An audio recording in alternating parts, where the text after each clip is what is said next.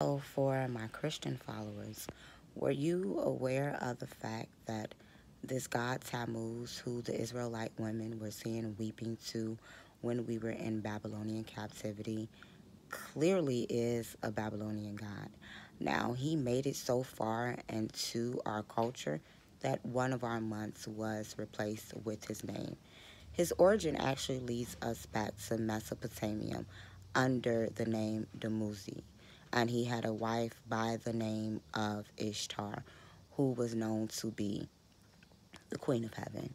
Now, when we see this in correlation to the veneration of the sun with Tammuz, as well as to the moon and the star through his wife, then we will begin to see that everything that they have taken away from us and replaced it has led us back to Babylonian worship. Tammuz is thought to be a shepherd god, hence his origin in Mesopotamia, where we know shepherds resided, and the same area where Abraham the Igbo was called from out of. So, when we look at Tammuz, he was called the rising and falling god. He was believed to have died for 3 days, went down into the underworld, fought with some demons, came back up, and he was venerated during the winter solstice when the sun is at its highest point in the sky. Lo and behold, this takes place around the same time as none other than your Christmas and your New Year's celebrations.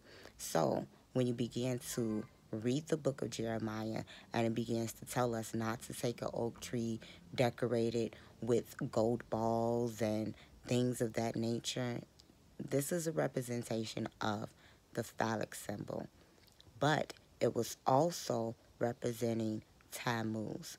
When you began to look even further into the fact that his wife had two owls on the side of her and a lot of the artwork that we see, these owls lead back to the worship of Athena, which would be another goddess that was worshipped alongside of Aphrodite. This also leads us to the representation of the god Moloch as well as the god Odin, who is Lord of the Hanging.